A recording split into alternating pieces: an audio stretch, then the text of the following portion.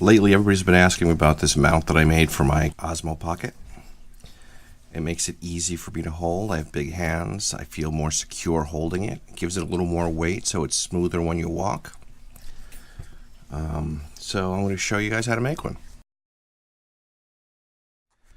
It's nice and simple. It's cheap, and you can have the parts now. You can literally just go to the store and get the parts and make it. Nothing special, no tools, special tools, a pocket knife, and a little bit of attitude, and you can have this made. Nice and simple. Alright, first thing you start out with is your standard rubber foot. You buy at Lowe's. They come in sets of 4, so when you're cutting on them, don't worry about it, because you got 4 tries. You have your rubber foot. Second, this is called an elevator bolt. See, it's got a big flat head, but you don't have to use an elevator. You can use a regular 1/4 20 screw.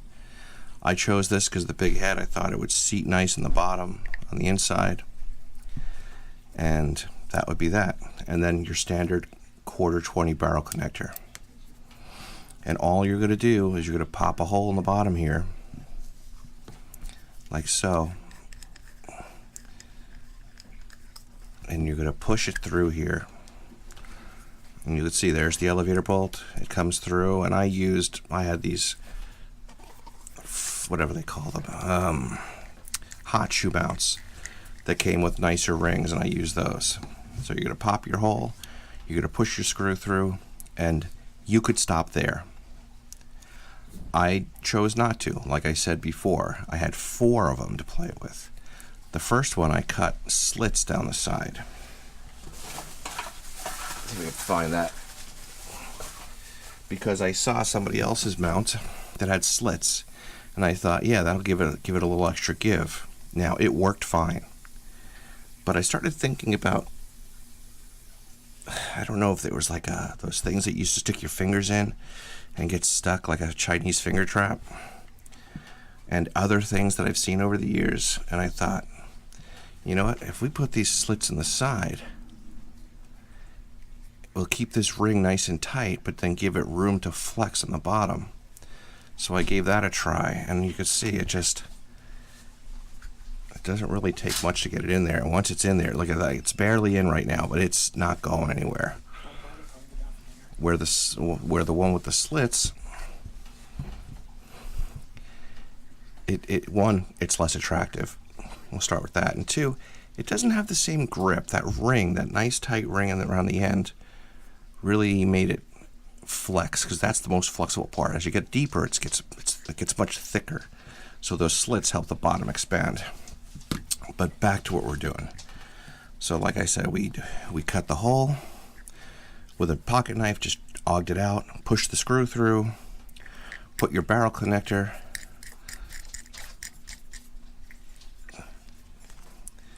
and you're done. I put this on for cosmetic reasons, but even that's beat up. It's, stuff bouncing around my bike. Now, from here you could stick it on a monopod, a tripod, anything you want. That's simple. You could put a GoPro 1/4 20 mount on the bottom and connect it to GoPros, and that's it.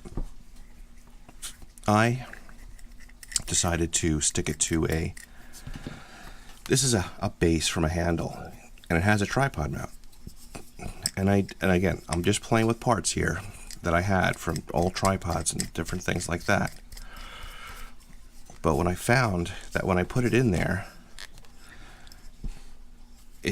my finger, when I hold on to it, I have this nice little grip on it. And I like the way I can grab onto it. It feels more secure in my hand when I'm just holding it. It's just, I can reach the buttons good, I can reach the screen. It's definitely better to hold on to. I'm not disappointed one bit with the way this came out. Sure, could the cuts be a little cleaner? Sure, but like I said, I had 4 tries. I was experimenting. I'm considering taking another one and cutting like a big circle, so the microphone can hear. You can push a power cord in, but like I said, I'm still in the experimental stage. But right now, this is going to get me through the weekend, which is I have some bike tests planned, and just all in all, carrying it. I like the way it feels carrying it. And if I had a shorter screw or a handlebar weight to give it a little extra weight, like a motorcycle handlebar weight, that would give it probably less bobbing when you do it in that axis that's not covered, the fourth axis. Yeah, you know what I'm talking about. I have a cold, bear with me. So that's pretty much it. But you'll see, it's convenient. And let's put that back in there again.